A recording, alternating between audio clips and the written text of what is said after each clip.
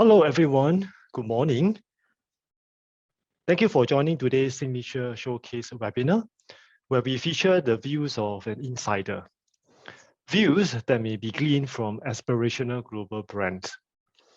The title of today's Signature Showcase is How Singapore's Cityneon Leverage IP for Inspired Growth.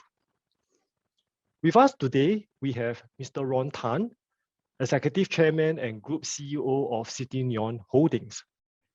We also have Dr. Ming Tan here with us, Managing Director of IPOS International, a wholly owned subsidiary of IPOS. IPOS International was set up to assist enterprises and industries in their use of intellectual property and intangible assets for business growth. And we do that through patent and technology intelligence, IP literacy and skills training, and of course, IP management advisory. I'm Chong Yuan, also from IPOS International. I teach at the Academy of IPOS International, and I'll be your host for this webinar. I will also be moderating the Q&A session, which will take place after our guest presentations.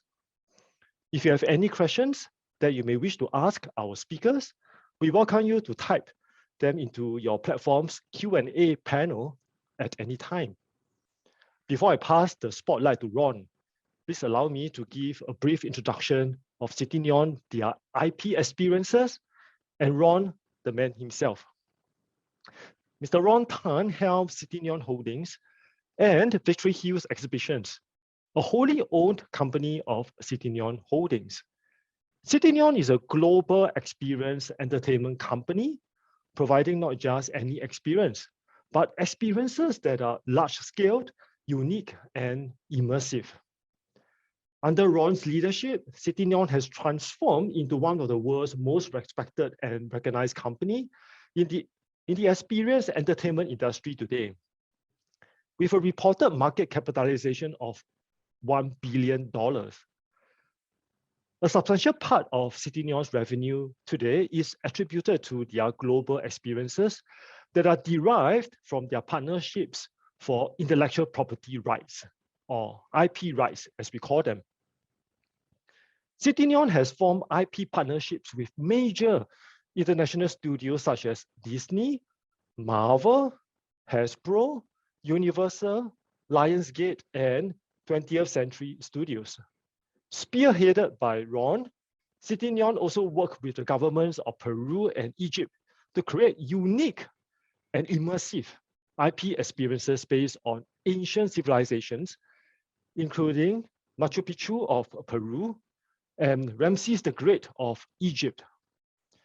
Its most recent round of private funding in April this year, Cityneon has raised $235 million for its next chapter of growth. Cityneon's par excellence use of IP has enabled the company to pivot its business globally, leaving behind footprints in more than 50 cities around the world. Cityneon is no doubt a heavy user of IP, and it may be familiar to some of us that creation and protection of IP are not enough for businesses. What is equally important is effective use of IP in one's business. Cityneon's success story is also an interesting one because it seeks to make good use of IP in a multilateral environment, where the owner of the IP and the user of the IP are different parties. This may already be familiar to some of us. That is, for a business to reap benefits from IP, it does not always have to create the IP by itself. It can use other people's IP in a legitimate way. In fact, owners of IP will welcome other people to use their IP if it means that both parties can benefit more than a case of non-cooperation. So we see that while IP protection is monopolistic, it can also become collaborative. In fact, as Cityneon has demonstrated, IP can foster partnerships. And on that note, ladies and gentlemen, please allow me to invite Ron to start his sharing. Ron, please. The dinosaurs are actually created by our 100% owned subsidiary, Animax. They're based out of Nashville. We're expanding outside of Nashville, and I know Jay was on also. Jay's on also, right? Hi, Jay. So our senior VP based out of Nashville is also on this platform. We actually produce all the dinosaurs, the animatronics ourselves. Every single piece of the dinosaurs that you witnessed just now, that you saw just now, are our own production. And our dinosaurs cost about $1.5 to $2 million a piece US to produce. And not those that if you are here in Singapore, not those that you saw in the East Coast Park. So a lot of animatronic components within patent IP. And that is something that, to be honest with you, we are also struggling with. So Chong mentioned, last April, we raised about $200 million. And even that with, so we have new shareholders who came in, the Temasek family, Pavilion Capital, Seatown, EDBI is also one of our shareholders. And the Qatar government under the DVC group is also our shareholder. And then we have a couple of other high net worths. City Capital, sovereign wealth fund out of China, also our shareholders. All these are very strong, very large, very big shareholders. City owns McDonald's over in China and a lot of other large brands. So even with that, I think, even with that, and even at our size, I mean, despite the fact that Chong also mentioned that we're in excess of $1 billion and now slightly larger, but even that, we're still a very small company if you really want to compete in a global arena. And how do you really trademark, IP, patent, all this so-called intellectual property that we owned, created, and produced?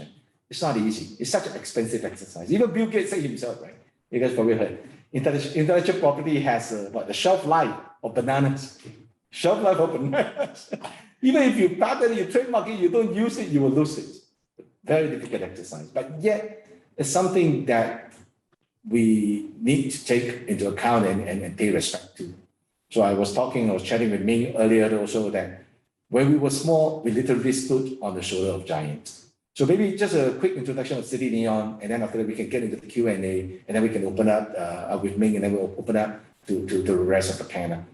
So it's a very old company, 1956. As the name suggested, we actually started off doing all the neon lights for the country, but those businesses just not sustainable. Then subsequently, they moved into the exhibitions, the trade fairs, interior design, and what have you. Again, it's a good business, but probably should not be listed. I mean, those business has always that limitation, right? You don't want to grow too big. You grow too big, there's no barriers of entry, you know. And probably sometimes I always feel that the team members, staff in my company, if they were to leave and set up their own company, they can do better because they can make decisions faster, right? Because we're still a corporate, there's still a lot of layers, bureaucracies that you need to go through. So those businesses are what we call the services business. Services business, fundamentally, there's also no trademark, no IP behind it. So my company was a VHE before. Then it came to Cityneon back in 2014 or 15. I cannot even remember. Then now, I of course, subsequently, I took over as the executive chairman of the board and also the group CEO of the company. So today, according to a report by EY, Parthenon, we're actually the world largest when it comes to what we call the Hollywood studios intellectual property. So we actually work with 5 studios: Disney, Marvel, Lionsgate, Jurassic World is Universal, 20th Century Studios. 6 studios, and one more. Which one more? And 5 studios, 4 IPs, right? 5 IPs. We have 5 IPs. We have Avengers, Transformer, we have Jurassic, we have Hunger Games, and the last one is Avatar. Do stay tuned. There will be 2 more new IPs going to be executed, going to be signed, going to be contracted and signed, and most likely before the end of this year. This will bring us to 7 global exclusive IPs. So basically what we do is that we take these brands and then we created experiences around these brands, design the dinosaurs, and it's always very interesting. The people always say, hey, Ron, especially after the exhibition, they say, your dinosaur looks so real. And it does, right? If you look at the video, I really hope that you guys have a chance to go take a look. We are in Dallas right now, we are in Chengdu, we are in Guangzhou, and we just opened in Shanghai. So if you have the chance to travel, like all of us will be soon, please do go take a look. So people always, after the exhibition, will tell us, your dinosaur looks so real. But what is real? Who has ever seen dinosaurs before? You know, no one in this generation has seen dinosaurs before. The real is Steven Spielberg reality, right? It's that IP screen. It's that what he created, what he tells us as real, and we start to accept that as real. Now, how do we trademark that technology? I mean, we can trademark the technology behind the production of the dinosaurs, but how do we trademark the entire experience? How do we copyright or patent this entire experience? Not so easy. So right now we have 7 IPs, like I mentioned, the world's largest. We took their experience, we took their brands, we took the IP, and we created experiences around this brand, and then we traveled to all different parts. I think today we have traveled close to 50 odd cities, and soon to be 60. And our target is to really bring these experiences to up to 10 million unique visitors in a single year. So that is what we call our Hollywood IP verticals. Now, our second vertical is the original artifacts verticals. Soon you will see us opening in Houston, November. That is the Ramses II. There's the original 181 pieces of original artifacts coming up. And then we also have Machu Picchu opening in Florida. So again, those are billions-dollars IPs, billion-dollars original artifacts. How do we bring this out, and how do we present to the visitors and audiences out there? That is what we did, and still doing, is really putting what we call context into the content. A good example. I mean, this is a beautiful glass, right? I mean, a beautiful cup. I mean, even if I were to tell you that this cup is used by Emperor Qing, it's still a cup. But how do you tell the story behind this cup? And how do you protect our storytelling behind this cup? Again, something that we are still trying to figure out, to be really honest with you. And even for the Ramses II, when you have that one big battle is the Battle of Kadesh, how then do we have this huge AR table, where you actually get to witness and to experience that Battle of Kadesh on that large table, live fighting in front of you. How do you protect that technology again that belongs to us? So that is our original artifacts. Right now we have 2. Again, soon to be, you will see actually in the next 30, 45 days of us making another announcement of us expanding within that original artifacts IP. Our plan is also going to be the world largest in that traveling original artifacts IP. And the last segment is our gaming sector. This gaming sector, we're talking about the likes of League of Legends, Wangzhou Rongyao, if you're familiar, the likes of Blizzard. Again, for us to create that experiences on live in front of you. So what we do for the Hollywood IP is really translating whatever you watch on a large screen live in front of you, and interpret that live in front of you. For the original artifact is whatever that you have imagination or read about, watch or understanding, or understand what this were live in front of you. And the last one is gaming again, the TV screens that you logged on and played every single day live in front of you. The first verticals really address what we call the family demographics. The second verticals is really what we call the culturally inclined and slightly middle income and above demographics. And the last one is really the youth demographics. So the plan is to have this 10 million unique visitors every single year. And hopefully we will grow up to the 120 million visitors, unique visitors database. Again, then how do we protect this database? And that is also the other key challenge for us. Data is sensitive, but data is expensive, and data is also important for our business. I mean, Netflix has about 200 million, right? I think it went down to 180 plus million, and it's really a data business, a platform business. So what we have created is really that global platform. We have our own creative team, we have our own engineering team out of Nashville, and what we do is that we take all these big brands, then we again interpret these brands, created these IPs, and then we introduce it out to the market. In a nutshell, this is who we are. Shall we? Does that make sense? Shall we move on, Ming, to the second section? Okay. Yeah. Thanks, Ron, for the most interesting sharing, and congrats on being close to clinching partnerships with the new studios. So our audience now must be very curious to learn more of Cityneons' successful strategies on IP and intangible assets. So now, may I invite Ming, Managing Director of IPOS International, to start some probing discussions with Ron so that we can all learn even more from his experiences and insights. So over to you, Ming. Thank you, Chong Yuan. Let's have a friendly conversation rather than probing discussion. Ron, thank you so much for sharing with us what the future holds for Cityneon Holdings, and also to Chong Yuan for giving us the background. But Ron, we have a lot of business people here in our webinar, and you mentioned about how the transformation of Cityneon into this group of creative companies we see today was really catalyzed by Victory Hill Exhibitions, which was your original company. So perhaps we can talk about what your original vision was when you first started working with IP. It was painful. it was painful. It's slightly less painful now because of the scale that we've built ourselves to, right? But I mean, you got to take note of the fact that when I first started, that was close to a decade ago, we were just that few men team.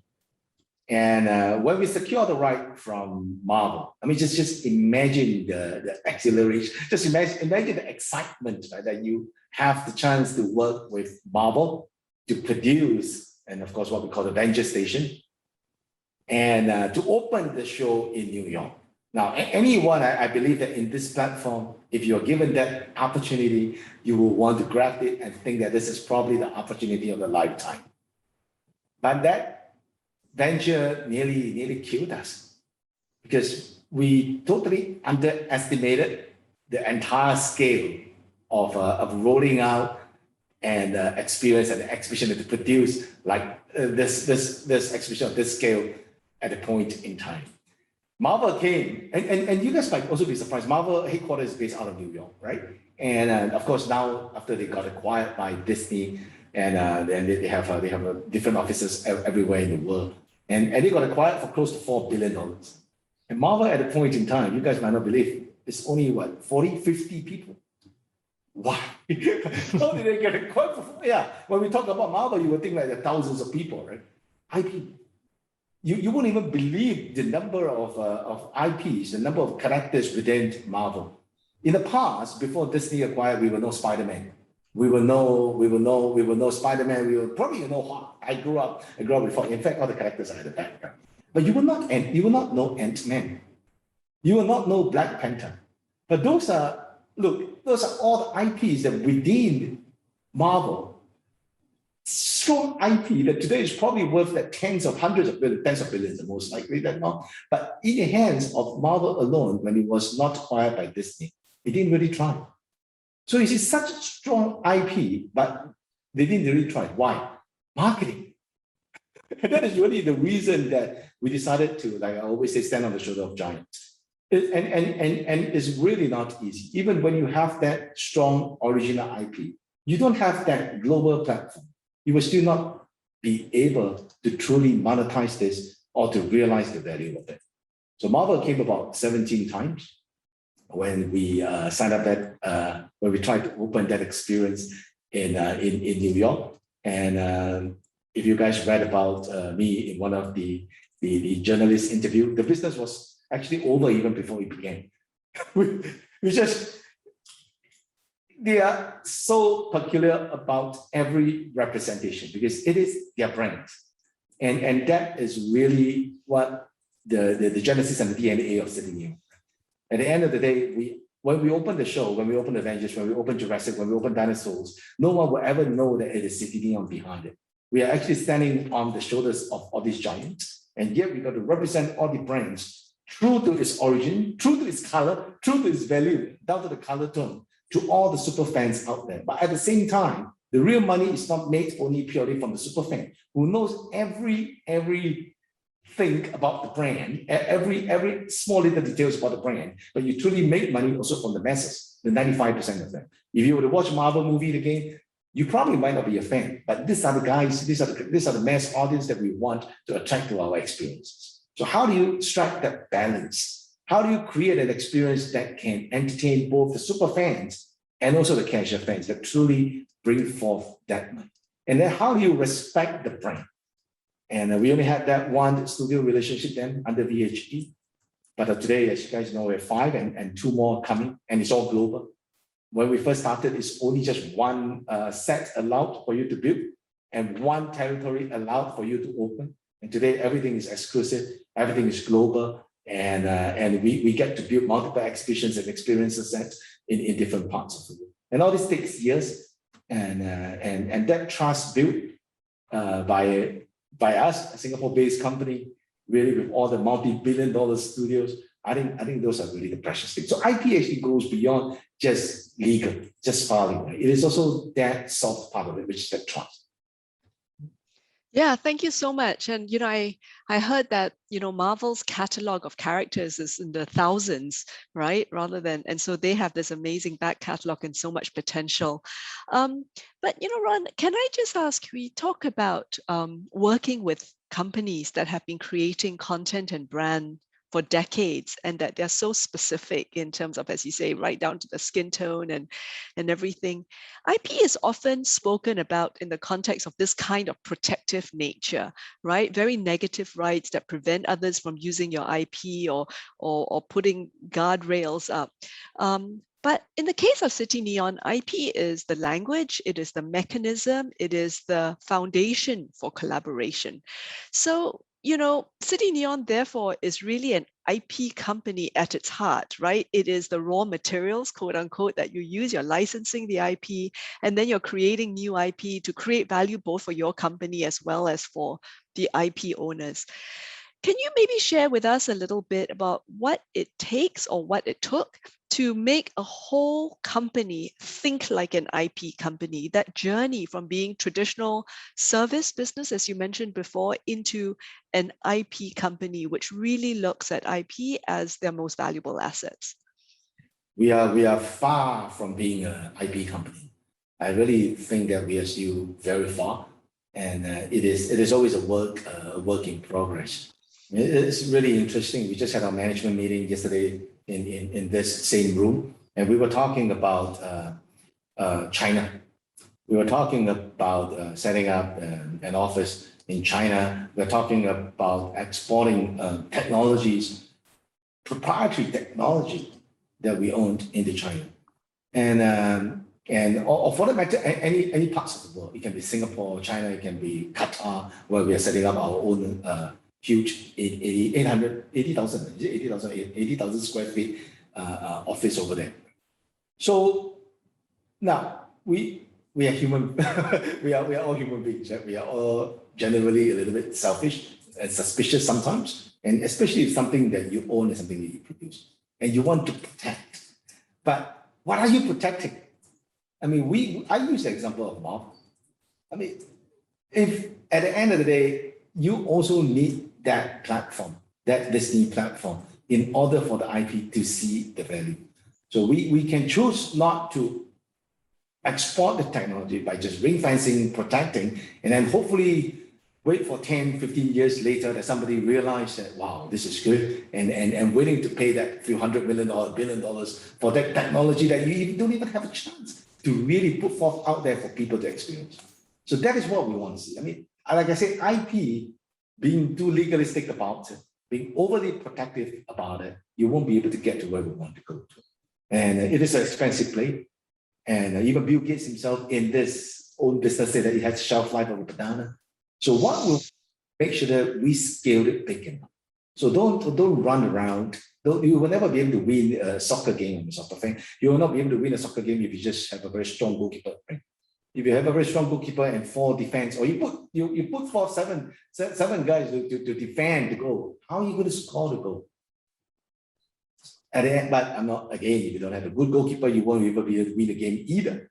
So what we want to do is to make sure that you scale yourself to a certain size. And what we did and still doing is really we run on the coattails of very strong, multi-billion dollars, large IP companies, studios. And we learned and we tried to get the best practices from them. But at the end of the day, don't be overly defensive. If you're overly defensive, we will not be able to scale it. the key thing is not actually protecting, but actually creating that barriers of entries. And you can go legal with that, or you can also have that soft trust for you to reach a certain size in order to be able to get to where you want. Thank you for that analogy. I love that goalkeeper analogy. Maybe you'll create one more vertical, which is sports IP. One day. We are looking at the sports IP literally right now. So talking about scale, talking about scale, Ron, you know, Chong Yuan mentioned animatronics, and you talked about your beautiful dinosaurs, and Cityneon has acquired Animax Designs. And, you know, their work is just frankly stunning. You know, it's beautiful craftsmanship and then cutting edge technology all bundled into one, and it looks like magic. Can you share your vision for Cityneon's approach to innovation and R&D? I mean, is it in the service of creating new and better artistic experiences, or do you see potential in a separate commercialization strategy like licensing the patents in animation, animatronics and robotics? I think R&D is everything. And that was also one of the key and the primary reason that I took the company private back about 3 years ago, together with Mr. Johnson Koh, one of my major shareholders in Hong Kong. We spent about $330 million to take the company private. The unfortunate thing is in a climate like ours here, right? I mean, Singapore, actually, we have a lot of very creative people. I mean, again, I use Singapore's context because I live here, I'm based here. But we are also distracted by way too many things here in Singapore.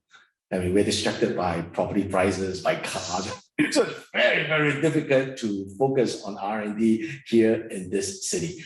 But I took the company private because if we were to stay listed then, and every day is all about that quarterly results. Every day will be about that P&L. And it's hard to educate. It's hard for people to really realize what we want to do. And when we acquired Animax, we have big dreams. At the end of the day, as you know, that there are robotics in the logistics space, there are robotics in transport. I mean, there are robotics in almost in hotels and hospitality. So what we want to lay claim to is this two words: entertainment robotics. And you guys know Boston Dynamics, right? And Boston Dynamics got sold to it used to own by SoftBank, now got sold to Hyundai Motors for about $1 billion, or valued at about $1 billion. To be honest with you, I think it's way too low and too cheap. And that is what we want to do. I think there's so much potential within that Animax, and we want to move from animatronics into robotics. They claim the word entertainment robotics. I'll give you an example. Entertainment robotics in what sense? Spider-Man. And even Disney is doing it. The Disney Research, they're doing it themselves, but they're doing it for themselves. What we want to do is, I know it sounds corny, but hopefully to change this world, right? What we want to do, think about it, Spider-Man. Today, if you were to see a performance by a Spider-Man flying around, it will usually be on the safety harness. If we can create a robot of Spider-Man that can get smashed onto the wall, drop onto the floor, and can still come back alive without harness. Entertainment robotics. And imagine a circus. Cirque du Soleil actually did that, regularly they did it. He actually created a circus without animals. And imagine those days when he had to go around pitching and asking for money to create a circus with humans, acrobats, without animals. People would chase him out of the door. But what we want to do, what if today we can have this animal rights also, right? A circus that is all robotics. And what if you have an aquarium, a fish tank, which is already there, that can have a fish tank, robotic cannot look like a robot. That actually the fish tank, aquariums of all robotic fish. But it's not easy. Why is not easy? Entertainment robotics, I mean, thank God for superheroes, because superheroes are usually with masks. So you don't have the facial feature. If you have a Spider-Man, no issue, right? But if you have a facial feature, because we can recognize. And if it's a feature that we can recognize, how do you recreate it? No matter what you do, it still look robotic. And so robotic is beyond engineering. Yeah? It's also sculpting. It's also the ability to create that skin, the texture, the effects to look real. Our dinosaurs is not all about the engineering. It's also about the texture of it. Then it also goes in contrast. Entertainment robotics, I'm talking about it with engineering. I mean, maybe you were trained an engineer, right? So yeah.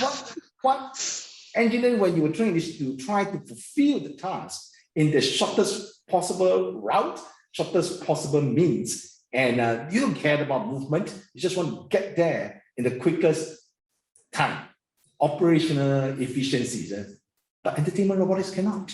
We cannot have a character that moves in a funny language, robotic sense. It gotta look like us. It gotta look human, because entertainment is all about us. So those are, imagine that you can do that. Imagine the value of this company. And we want, imagine that you can watch an orchestra, you can see an aquarium, imagine that you can see a live show that is all performed by robotics. And you did, and you sit there and you don't know this by robotics. That is what we want to do. Yeah, that's super exciting. But Ron, you know, I'm an engineer turned historian who spent most of my life in museums. So I'm really fascinated by your new Machu Picchu of Peru exhibition and Ramses the Great of Egypt exhibitions.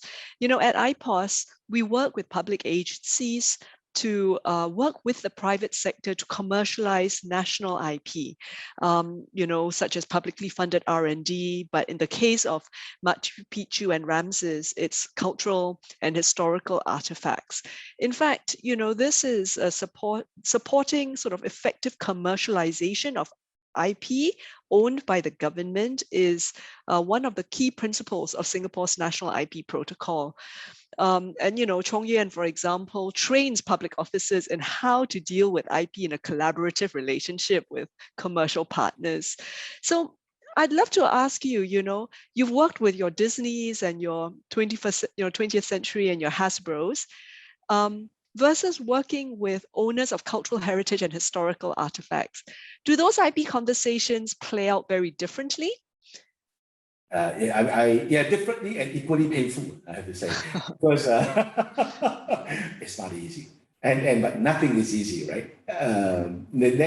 Look, Egypt, 181 pieces of the original artifacts. The worth of all these 181 pieces is larger than my company's market cap. Just think about it's billions of dollars, and when we returned those artifacts, we gotta make sure that the five fingers are intact, you know, because if I hope the five fingers are intact.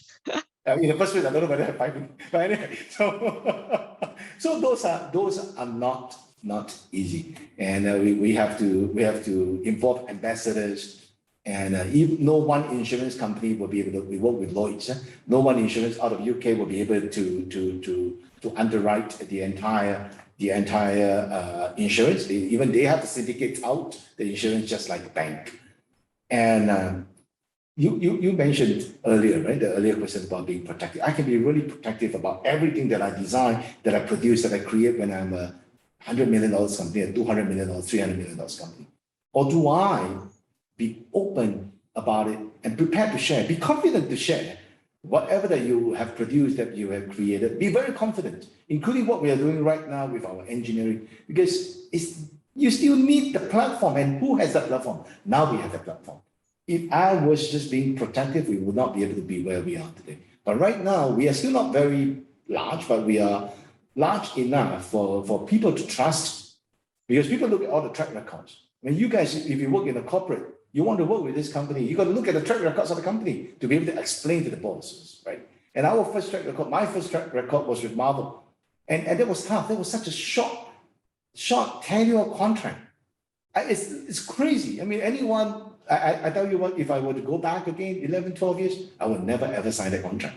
Not a chance, because it's insane to even sign on that contract, and because Marvel and Disney will be the only one to make the money. But we went ahead to do it, and that's what we have today.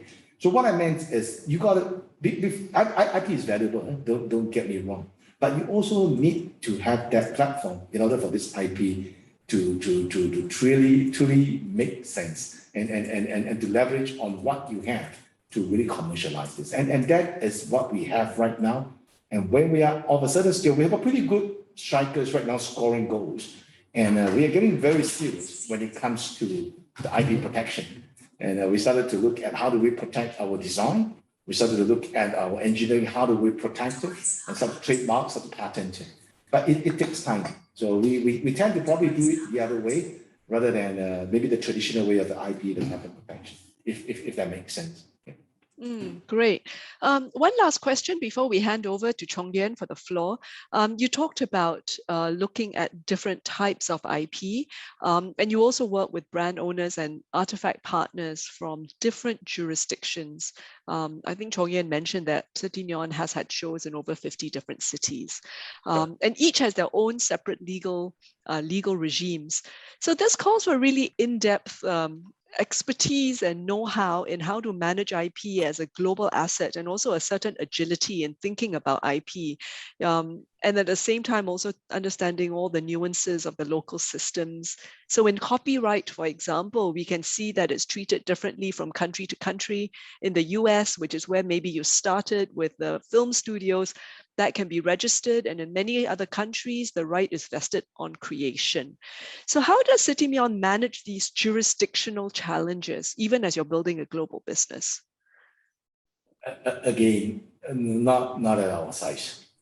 Definitely not at our size. $1 billion, $2 billion, we are just way too small. Even if you are able to protect, how do you enforce?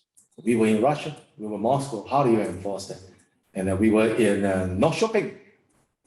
North Shopping is Sweden, right? Sweden, I didn't even know shopping. I didn't even know this town exists. But how do you protect, how do you enforce? And again, to go back to what I mentioned, we really stood on and still standing on the shoulders of giants. Shoulders of giants are large studios. If we were to notice any infringement, it's actually a phone call away for the Disney office over in Europe, for the Marvel over in to really help us in the enforcement to go after what needs to whoever we want to go after.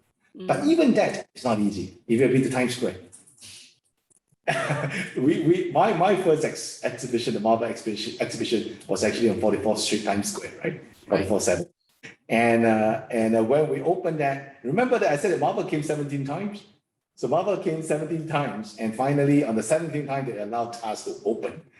And it was painful, and we were delayed and what have you.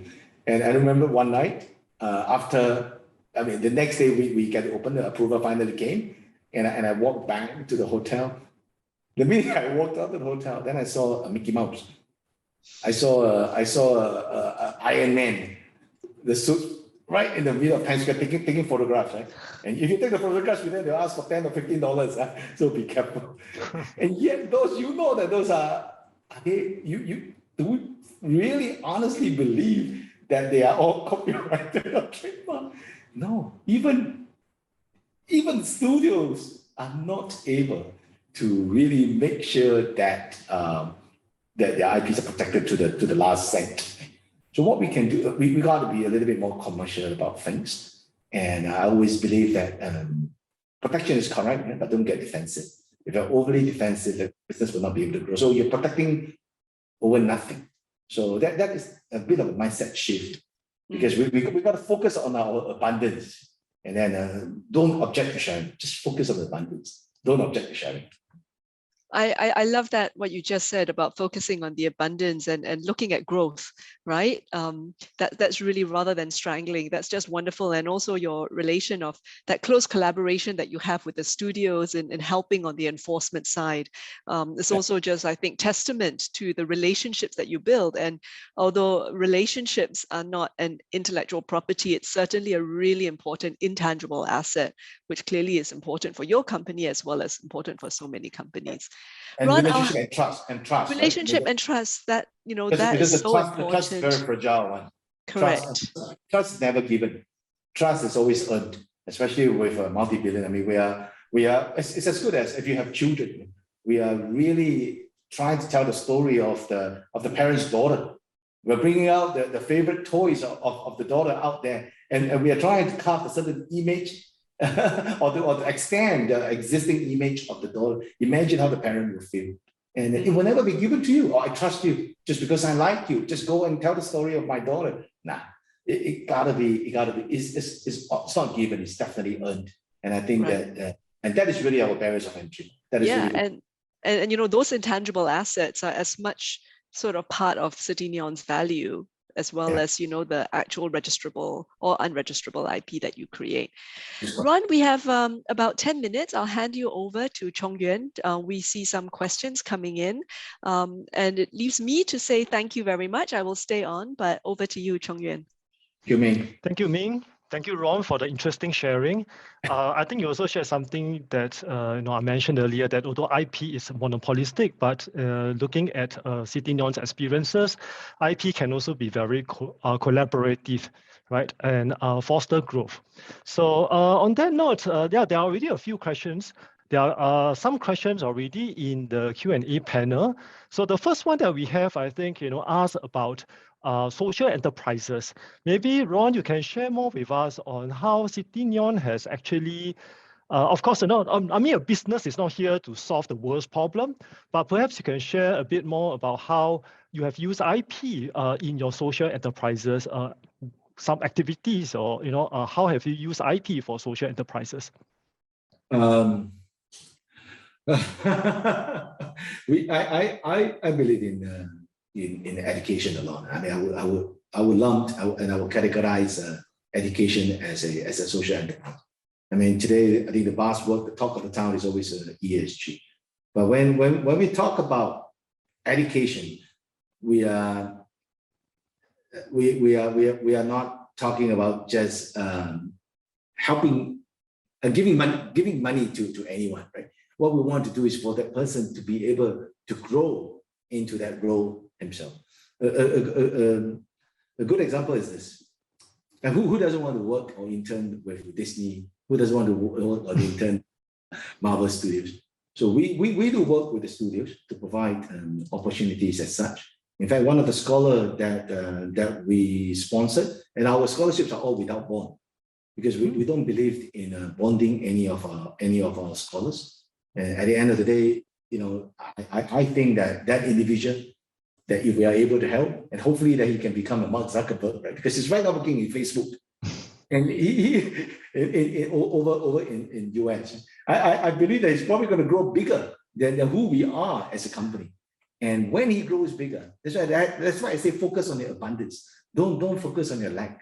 At the end of the day, if that person becomes that global CEO, able to create and curate his own IP, and if that person still remembers that Cityneon once, I don't know whether he's online, if that person remembers that Cityneon supported his entire scholarship route, I tell you that it will benefit the company way more than if I were to just provide the scholarship to the person and force or ask him to work for me for the next 4 years or 6 years or 7 years.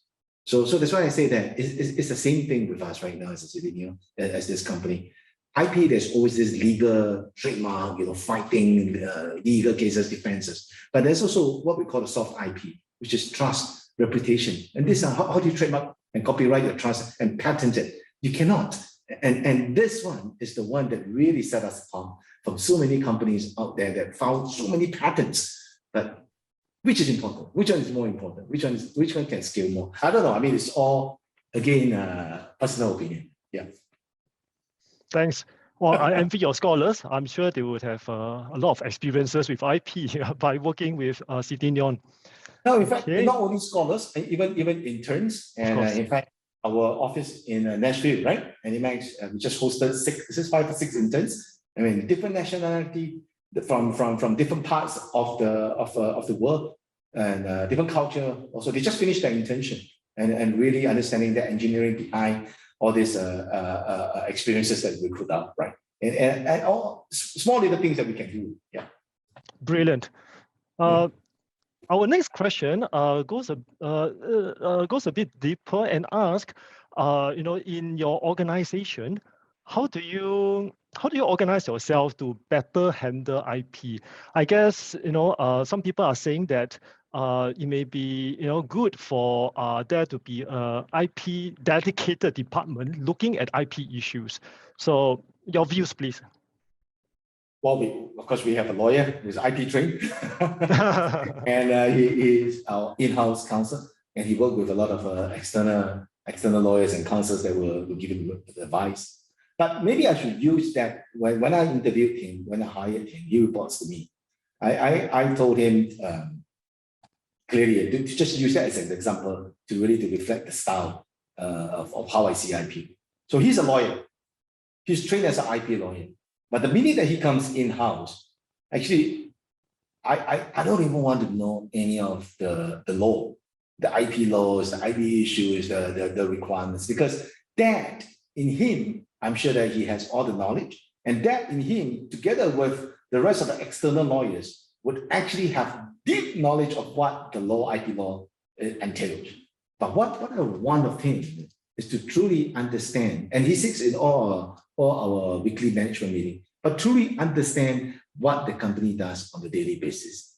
Our HR issues and the markets that we open and companies that don't pay us money. So those are real issues beyond IP. But yet, so to me, he will be able to execute everything that is correct on the IP, but knowing the issues and being in-house and able to apply everything that is real commercial that happens day to day, minute by minute, and then you take whatever that you have on that IP knowledge, the domain knowledge, then you apply it to that. And then this is the real world that we live in, right? And that is what I ask of our IP lawyer, and that is how I apply IP within the companies. Right. Thank you, Ron. So I guess what you're saying is that, I mean, you can have a dedicated department or not. Right? Ultimately, it is the application of IP that in the business, right? Application of IP in the business that is important. Yeah. It is really all about the application. Yeah. Yeah. Thank you. Okay. The next question is relating to COVID-19. Yeah. I know you have shared something about it. But perhaps can you share more about how you intend to use IP, perhaps in a different way, thinking in mind, or having in mind what's going to come after this pandemic? Okay, I'm not sure I understand the question, but I'll attempt to answer the question. If I don't, just let me know I'm not answering correctly. So, sure. COVID-19 was very scary last year for us, and I believe that for a lot of companies out there. And we are in this experience business, right? Entertainment. We need people to come. You cannot, I mean, you can do all, I mean, it's different. I mean, Cirque du Soleil try to put their what do you call it? Their experiences online. And even if you watch it, it's different. Or online concert, it's different. And you pause it, you go to the toilet, you go get water, your kids come and talk to you. It's different. So we need people to come. But the good thing is people do come. I mean, the US is recovering so scarily. I mean, personally, I'm still worried about the inflation. It's the inflationary pressure. US recovery is insane. I've never seen the sort of performances in Dallas that we just opened our Jurassic World ever. So for COVID-19, then we actually today a beneficiary of the circumstances. It might be the wrong word to use because our experiences are all 20, 30,000 square feet. And we are actually able to execute this in a safe distancing measure. We don't really sit everybody down in one sitting where you need about 10 or 15,000 people all in one sitting. And we're able to time it such that people come at different hours. So thus far, since the second half of last year, our recovery is actually quite sweet. And in fact, this year, financial results, I think it's probably our record year when it comes to positive profits. Yeah. Right. Thank you for the sharing, Ron. Okay, the next question. Well, I guess because we will never know when this is going to end. So part of the long-term vision, of course, is to plan for it, but let's not forget the present. Yep, and congrats again, for the stellar financial results that you are getting from your use of IP. Okay, so the next question, I think I'll ask about a particular studio, I believe, but perhaps we can generalize the question a little to ask you, how do you usually how do you filter, right, the partners that you work with, especially the studios? How do I choose, right? How do you choose? Yeah. The smaller you cannot choose, people choose you. But right now, what what we do is that we do have what we call the internal criteria. No science to this. There's no science to this internal criteria. It's just a guide. And of course, we will sometimes veer off that criteria. One, we look for a global demand of the IP. What is global? Global means we just use a box office performance of in excess of 1 billion US. Then we know that at least there's a global demand of that IP. And two, we look at sustainable demand. Sustainable demand in what sense? In terms of prequels. Prequels, like Hunger Games right now is coming up with the prequel. I love Hunger Games, by the way. And then we have sequels, subsequent to Series 1, Series 2, Series 3, Series 4. So then we know there's a sustainable demand. And then the third criteria that only applies to the studio IPs are really what we call allowed us to expand, mainly beyond one exhibition set, one experience. I started off with only one Avenger station in New York. I think today, by the end of next year, we're probably going to see 23 over sets. So right now, one exhibition set, Jurassic World, costs about $15 million to produce. So you can see the kind of assets that we have traveling globally, 23 over sets simultaneously. So basically, these three basic criteria when we come to our selection of the IPs. Artifacts one, of course, is different. Artifacts one is you can only have one set, right? Because that's original. So in a nutshell, it must be something that I don't need to explain. If I mention Marvel, you must know what is Marvel. If I have to explain, then that is not really the IP that we want to work with. Yeah. I think it's a very holistic approach. Yeah, you look at not just the present numbers, but also in the long term, whether it helps you to grow or not. And we are not into that one-off, right? Because look, our business, actually every business is tough. Every business is just very, very difficult. For me, we are what we call a good to have product. I can open up and experience Marvel. It's good, but it's still a good to have product. Every one of us, we have 2,733 things to do a day. Why would you want to then bring your kids or yourself to come to the experience? You got to drive, you got to park, you got to spend money, you got to buy merchandise. Why would you want to come? Unless you're a super fan. But the super fan will always come. But how do you address the casual fan? Unless you're on a date, right? But if you're not on a date, you're married, you tend not to want to go unless your kids want to go. But your kids won't know unless you tell them, right? Or the friends talk about it. So marketing is still really key. You can have the top IPs of no use. So I always tell the team, how do you bring ourselves from a good to have to a need to have? Must have is water, yeah? Water, coffee, mine's coffee every day. Must have, but we will never reach the must have. But how do you bring yourself from good to have to need to have in terms of letting people see that in your IP, see that in your creation. And if you're able to bridge that gap, then your valuation, your value of your business value of the IP will then go up. The best technology, if it's not marketed, is of no use. Absolutely no use. Americans are good. Americans are really good. I mean, right now, do you know, I mentioned the word Black Panther. Immediately, Ming and Chong, what comes into your mind? Marvel, isn't it? Black Panther? Or say Marvel and Black Panther. If I were to ask the same question 3.5 years back, I say Black Panther, the first thing that comes into your mind is probably the Singapore Zoo. Because you will not know that it's in Marvel. But right now, Disney is so powerful. The world is so big, but the world is also very small. Yeah?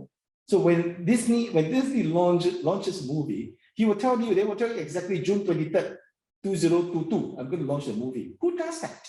Nobody will tell you that date because then aren't you scared of your competitor? No. The minute I say June 23rd, the rest of them want to avoid that 2 weeks window. All the smaller movies all disappear.